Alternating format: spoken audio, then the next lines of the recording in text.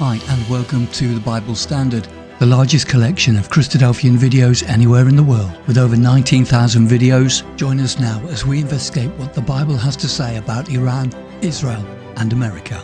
Iran, Israel and America are locked into a war that no one can say for sure when it will end. And yet our title suggests very strongly that the Bible has answers. So this evening, we want to look closely at what sort of answers the Bible is offering. Now, they may not be the answers that most people expect, but Christadelphians believe that the Bible only has the answers. Right now, the world's in trouble. And in the centre of the trouble, Iran is on fire. There's a picture, one of the many pictures, of one of the parts of Iran burning away.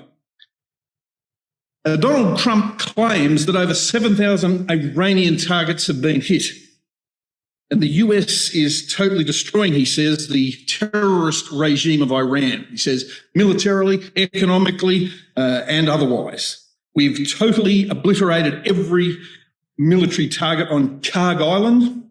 Probably heard about that in the news, where we've destroyed 90 plus military sites, naval mine depots, missile storage, defensive infrastructure.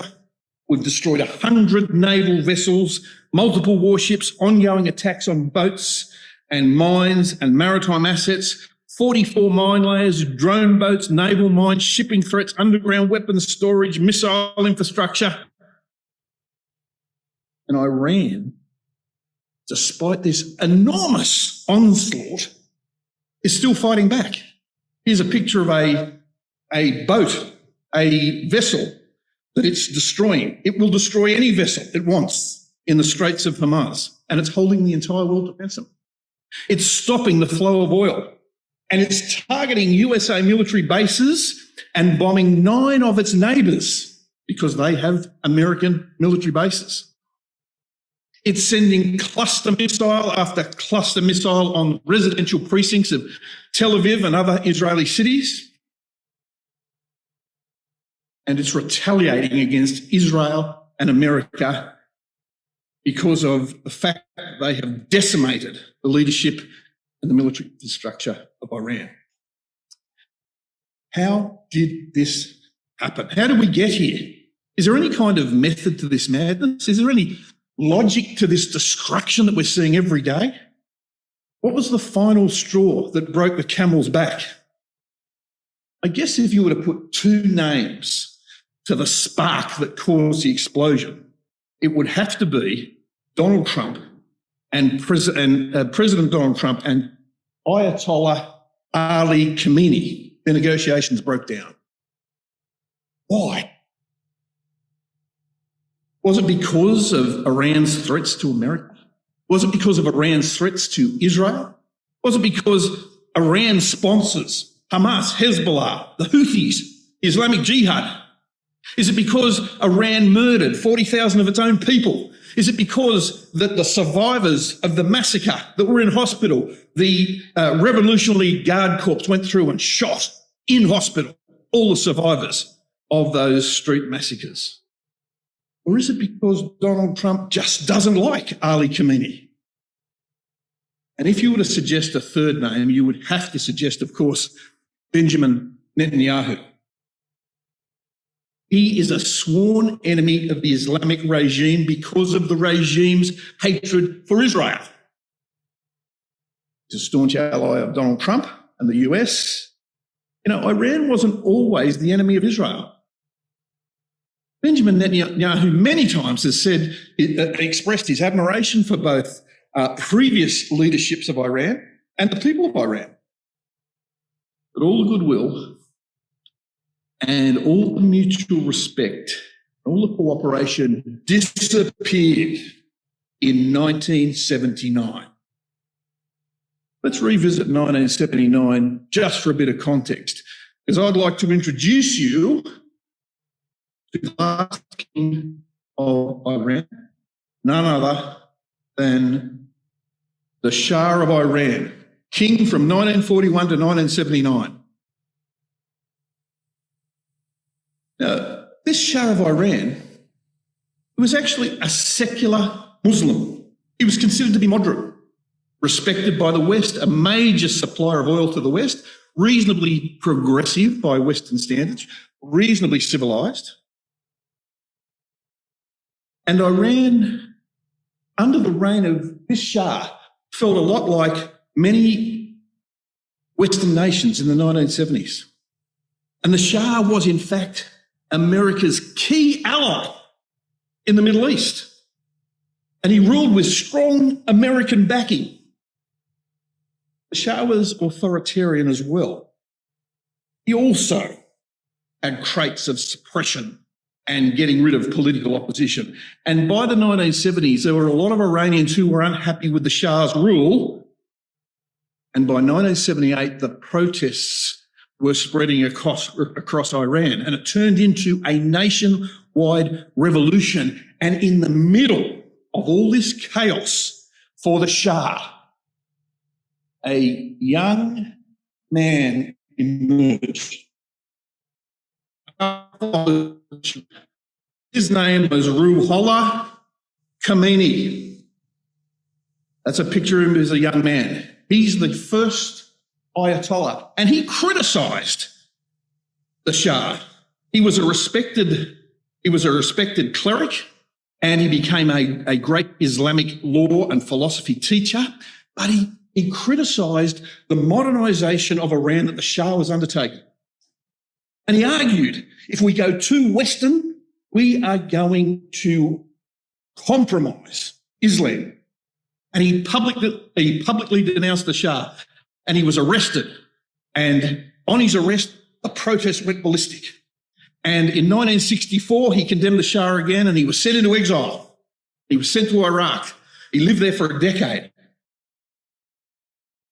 And what he did is write many speeches and writings which were smuggled into Iran to influence Iran. And so the Shah put Iraq, said, you've got to get him out of Iraq. So they expelled him to France, where France gave him access to broadcasting his philosophies around the world.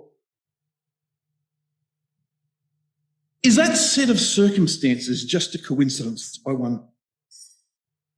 Are they just a whole bunch of random that just happened?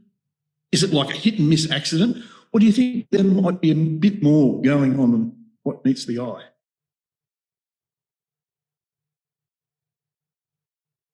President Jimmy Carter, of course, was the president of the United States at the time. He was worried. He was no longer confident in the Shah. There was revolutions at home. He felt the people weren't confident in the Shah. Jimmy was worried about the oil. Are we still going to be able to get access to the oil? This Ruhollah Khomeini seemed to be the leader of the revolution, so he collaborated with the president of France, and they put Khomeini on a Air France Boeing 747. It was paid for by supporters, and they flew him back into Iran to lead the revolution, and he was installed as the first Ayatollah. When he died, a student of his with a very similar name, Ayatollah Ali Khamenei, this guy's Khomeini. This is the current supreme leader, not the current one, the one that's just died, the one that Israel just killed. He was a student of Ruhollah Khomeini, and he was appointed as the supreme leader when he died in 1989.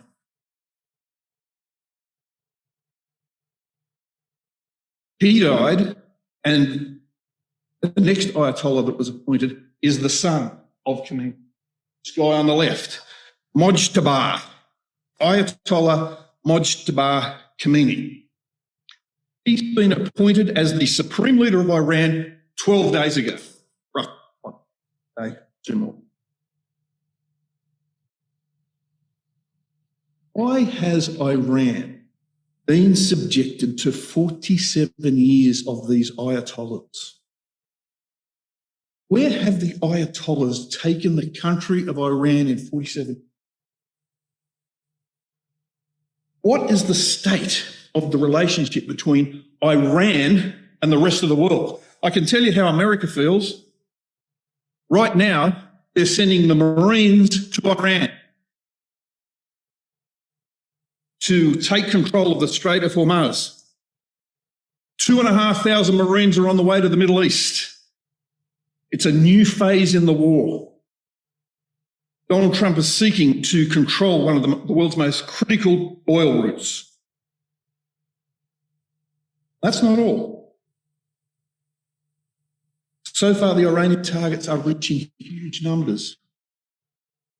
The Epoch Times claims that America has hit 7,800 targets in 8,000 flights. They're also getting serious about the Straits of Hormuz as well. 5,000-pound bombs are attacking the Iranian anti-ship cruise missile stations along the coast. US drops 5,000-pound bombs and Israel kills the intelligence chief. One of these 5,000-pound bombs killed the chief, Ismail Khatib. What else is happening? Yes, the leader has been killed, but now Lebanon and the rest of the Gulf countries are getting sucked into this conflict. Iran has struck infrastructure in 9 different neighbouring nations. The Hezbollah has announced they're ready for open war with Israel. And with experts expecting Mojtaba Khomeini to continue in his father's footsteps as a hardline tyrannical leader, even though Donald Trump says we're only 2 weeks away from the war finishing, it's far from over. So why are we at this point? Half the world has been dragged into this conflict. What could have possibly happened to reach this catastrophe of events? Well, we could probably answer that question in 3 words. Those 3 words are death to America. 47 years of death to America. 47 years presided over by the Ayatollahs. 3 other words you could probably add is death to Israel. 47 years of death to Israel. 47 years of supporting Hamas and Hezbollah and the Houthis, Islamic Jihad and other terrorist agents. One political cartoonist illustrated it this way, that there's the Ayatollah and he's the head of the serpent, or tail, and they're all the serpent agencies coming out of the Ayatollah. And for all those reasons, Donald Trump said, that's it. Iran will not have a nuclear weapon. And slowly and surely, Donald Trump is finally dragging more people in. There's 7 nations who've said, yes, we'll come and help you in the Straits of Hormuz. We've had 47 years of oppression and hatred and violence from the Ayatollahs. Do you know, the United States have officially listed Iran as a state sponsor of terrorism, and parts of the Iranian state are listed as terrorist organisations. And the Islamic Revolutionary Guard Corps was designated as a terrorist organisation by the US in 2019. Now, these are some pretty heavy-duty operators. And over the last 47 years, they've fired at least 90,000 drones, missiles, rockets, bombs, them and their proxies into Israel. That's around about 2,000 every year. That's around about 40 every week. That's a lot of missiles coming through.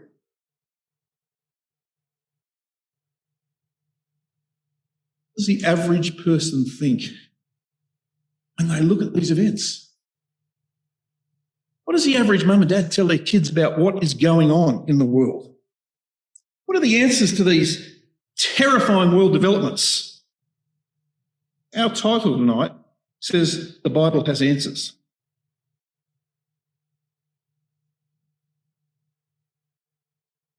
So after 47 years, Iran is being attacked like never before.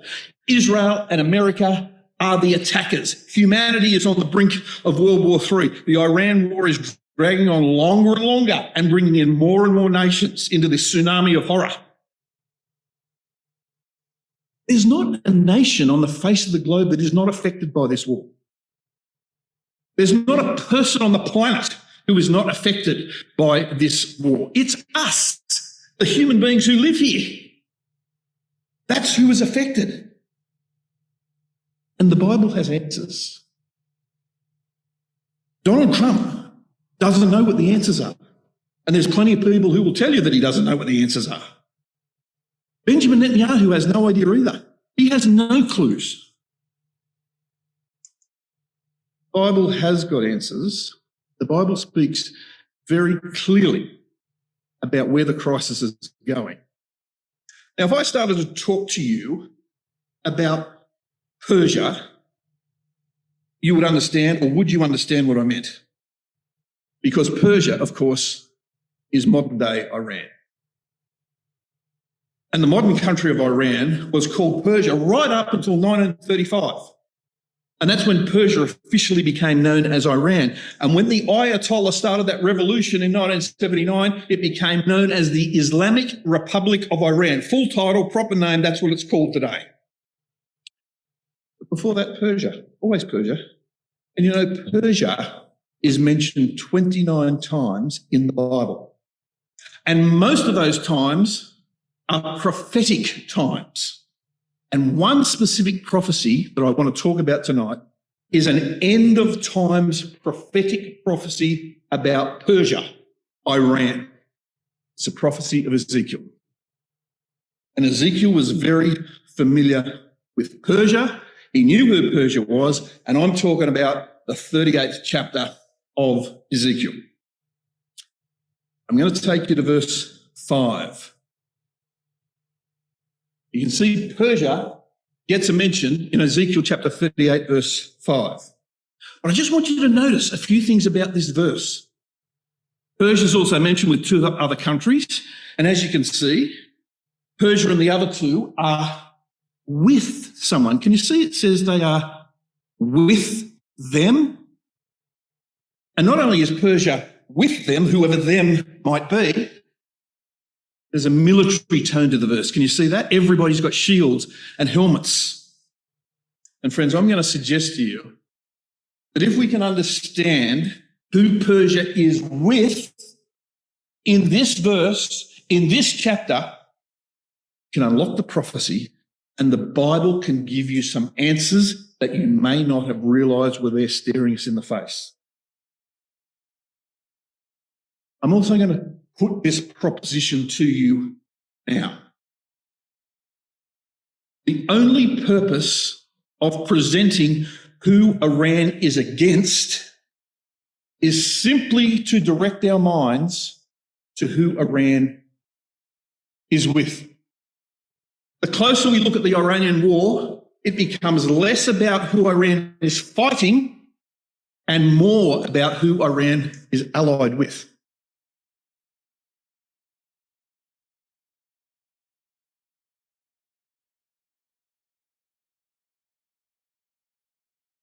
Let's have a look at the preceding verses. So verse 1, God's word comes to Ezekiel and he says, Son of man, that's the title of Ezekiel. God's saying, hey, Ezekiel, I want you to do something. I want you to set your face against somebody. And I want you to prophesy against this person. Who does God want Ezekiel to prophesy against? Notice verse 2, it's someone called Gog. What do we notice about this Gog? What can we see about Gog?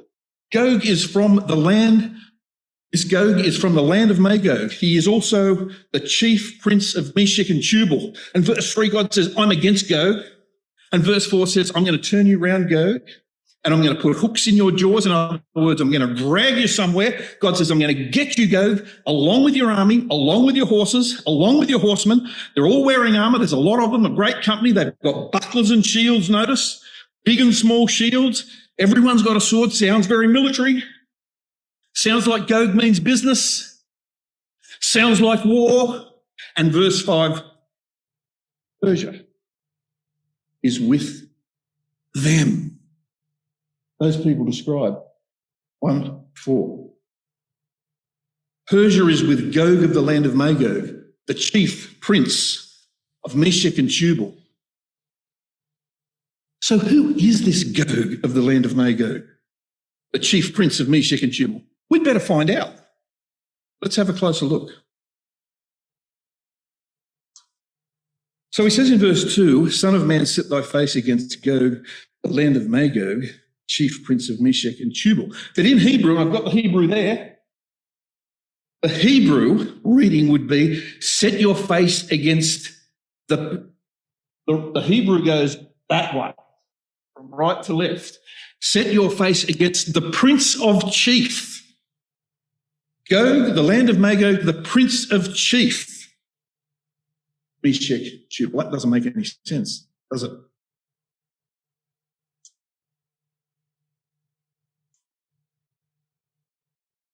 Prince of chief, Meshech and Tubal. And that's because the word chief, the Hebrew is Rosh. It's not a common noun. It's not the common noun for chief. Rosh is a proper noun. It's a proper name. It's just the same as Magog or Meshech or Tubal. This is Rosh, one of the oldest names for Russia. Chief of prince, Rosh, prince of Rosh, prince of Russia. So looking at some of those names there in this expression, Gog of the land of Magog, the prince of chief, Meshech and Tubal, Gog literally means the one at the top. Magog, as noted by Hesiod, Josephus, Flavius, Philo, Herodotus, historians, is the Ukraine area. The prince of Rosh is Russia, as Jusinius tells us. Meshech is Moscow, Tubal is Tobolsky. Now look, it's not just Christadelphians who give this interpretation. Let me share with you something extracted from Andy Wood. Andy Wood is a semi-famous American evangelical pastor and Bible teacher. He's the senior pastor of the Sugar Land Bible Church in Texas. He's the president of the Schaefer Theological Seminary.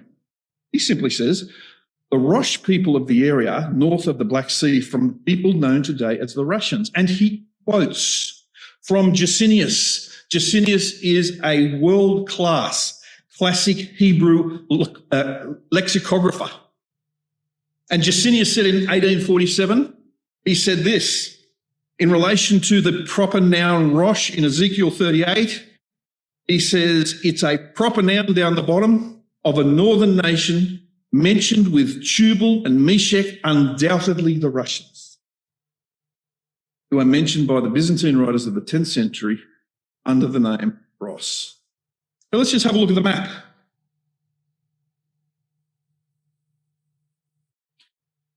So there's Magog, Ukraine.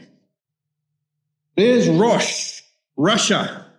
There's Meshech, Moscow. And Tubal, Tobolsky, towns in Russia. Verse 5 talks about Persia. There's Iran. Ethiopia is Sudan. Libya, we know. All of them with shield and helmet. Verse 6, Gomer, who is France. And the house of Dagama.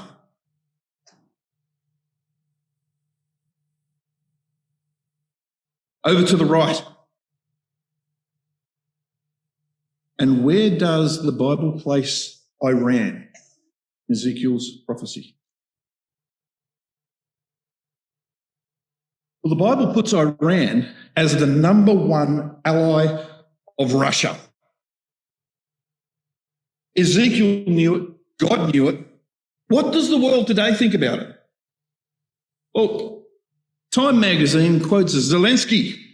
He says the regimes in Russia and Iran are brothers in hatred. And he urges the allies to unite. Reuters quote Zelensky when he says that Russia is supplying Iran with Shahed drones. Notice the date. That's March the 15th, 2026. Iran Wire says Russia shares US base intel with Iran. This is March 18. Jerusalem Post says Iran signs £500 million arms deal with Russia for advanced shoulder-fired missiles. Ezekiel already said all this. Ezekiel said Iran is with Russia. This article says Iran signed nearly $590 million worth of secret missile deals with Russia in December to rebuild air defence systems. And then it gives a report. Nothing new to Ezekiel here. He knew Russia and Iran would be doing deals 2,500 years ago. But what about Putin? What about Russia itself? What's Putin's view of Iran? How does Putin feel about the ally that Ezekiel says is your number one ally? Ezekiel said this 2,600 years ago. Here's an article from a Russian news agency called TASS. Russia congratulated the new supreme leader, Mojtaba. He said, I'd like to reaffirm our unwavering support for Tehran, solidarity with our Iranian friends. Russia has been and will be a reliable partner of the Islamic Republic. On the other side, Vladimir Putin called the attack on Iran an act of armed aggression in his congratulatory message. Notice the date, March 9. Putin's just said this. Leader Ali Khamenei died. Putin expressed condolences and said that was a cynical assassination. There's a US soldiers who have put together a paper on the relationship between Russia and Iran. Some of the things they said was that Russia and Iran in 2025 signed a comprehensive strategic partnership for the improvement of ties between two states. The treaty, which is set to last for 20 years with an automatic extension of subsequent 5-year periods, aims to expand economic cooperation and mitigate the impact of US sanctions and strengthen military and political partnerships with Russia and Iran.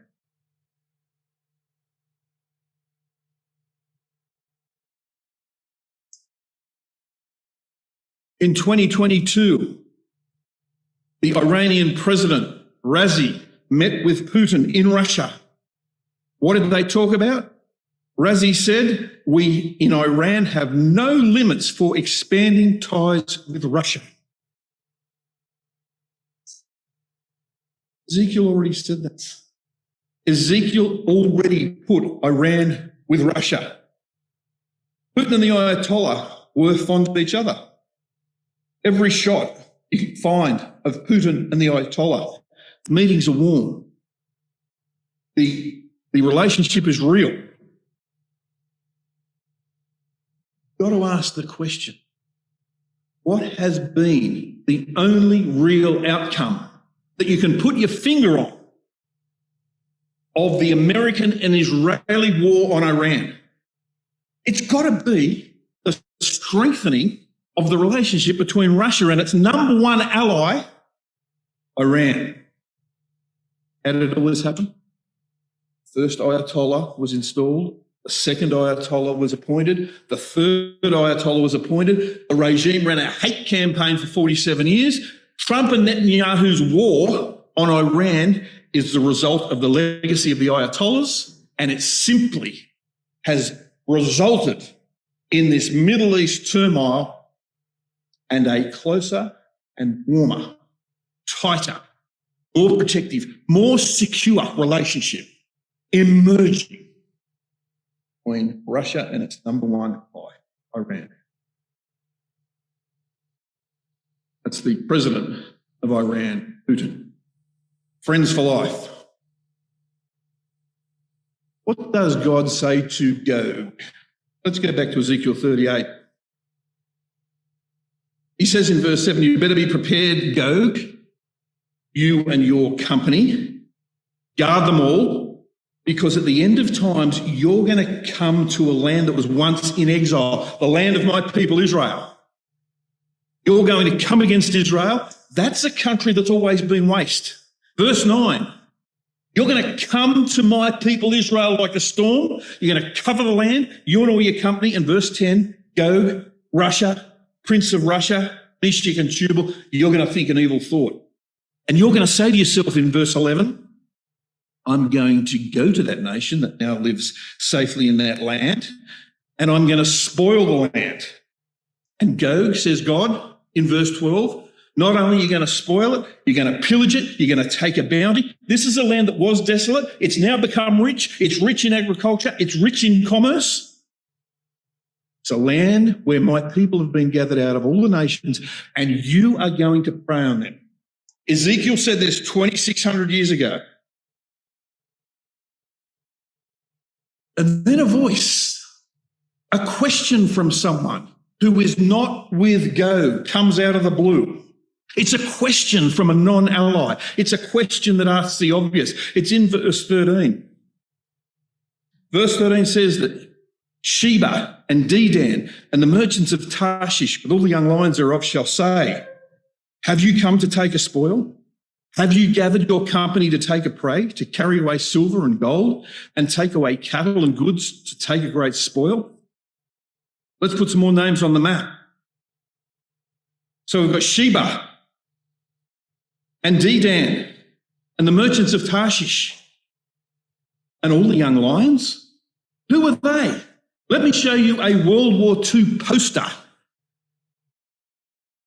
that is Britain's call to its allies. Britain is pictured as an old lion. And it says, all answer the call. Helped by the young lions, the old lion defies his foes. Enlist now. Who's he calling?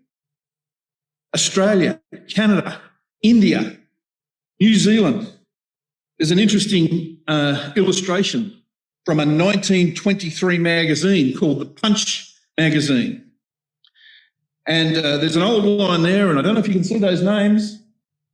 All the young lions are sitting there. Newfoundland, which is an island off Canada. New Zealand, Australia, Canada, South Africa, Ireland. Depicts the British Empire and all the Commonwealth countries. Saudi Arabia, the merchants of Tarshish, and all the young lions say to Russia, what are you doing? But verse 14 of chapter 38 says, Gog, you know when the right time to invade is. It's when Israel's not fighting anymore and dwells safely. He says, Gog, you're going to come from the north parts, verse 15. You'll be a mighty army. You're going to invade Israel, verse 16. You're going to be like a cloud covering the land. But I'm going to show you who the boss is, says God. I've promised that you will come against Israel, and when you do come against Israel, Gog, says God, I am going to have my fury come up in my face. Because, verse 19, I'm jealous for my people. And I've got fiery wrath if you touch them, Gog. And there'll be a great shaking of the land of Israel. And verse 20, the shaking is going to be so bad that fish and birds and creeping things and all the men on the face of the earth will shake at my presence. Mountains will be thrown down. Steep places will fall. Every wall shall fall to the ground. Verse 21, Gog, I'm going to call for a sword against you. And every man in your army, Gog, is going to fight his fellow soldiers. And verse 22, I'm going to show you who's the boss. With pestilence, with blood, with overflowing rain and great hailstones and fire and brimstone. And when that happens, God says in verse 23, I am then going to do something never seen before on the earth. The moment all that's over, I'm going to magnify myself. I'm going to sanctify myself. I am going to be known to the whole world that doesn't know me. Everybody will know that I am God. And what is he talking about? Nothing more or less than the kingdom of God.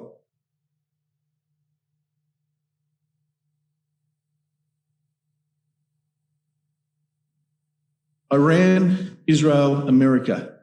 The Bible has answers. Let me tell you, this is what we don't know. We don't know what will happen next.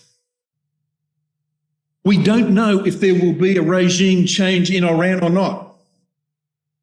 We don't know if the Ayatollahs will continue to be the supreme leaders in Iran. We don't know how long America will continue this war in Iran. We don't know how long America will continue to support Israel.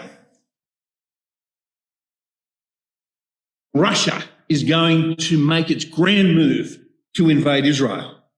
And we certainly don't know when the kingdom of God will be. We don't know any of that.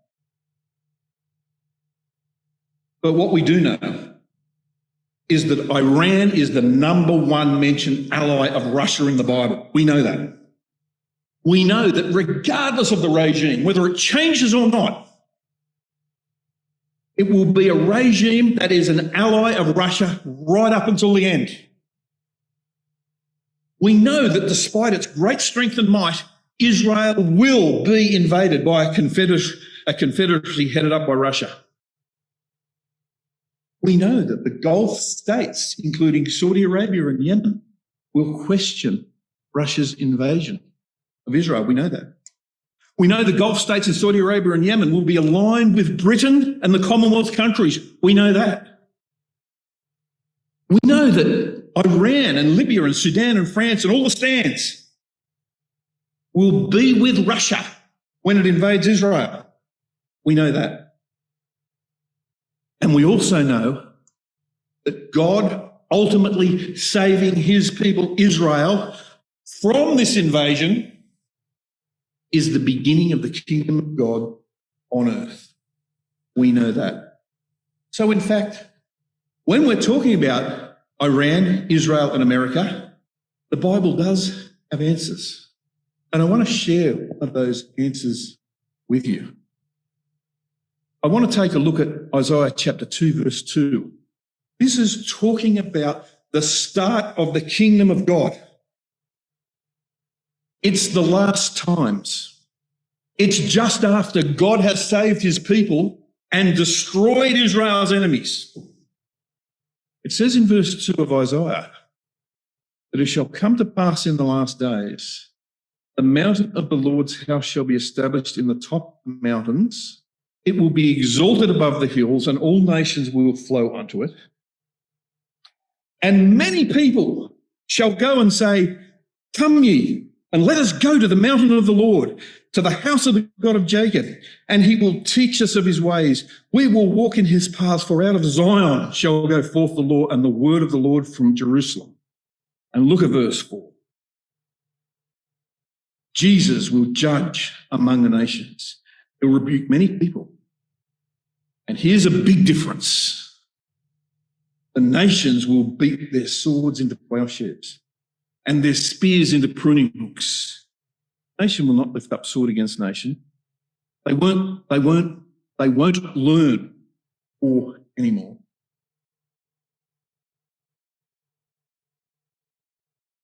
Friends, the only answer for Iran, the only answer for Israel, the only answer for you and the whole world is to be a part of the kingdom of God.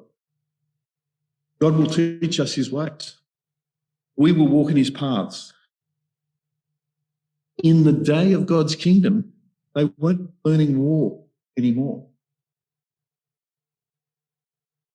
Friends, God has got a place for every one of you in his kingdom. He's willing and wanting for us to be part of it. I would put to you that if you're interested, ask God for guidance today.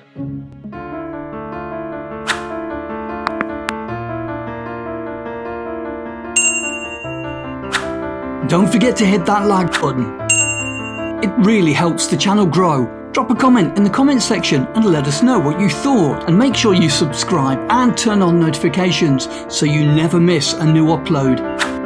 Please share it and spread the word. Thanks for watching, and remember to come back soon.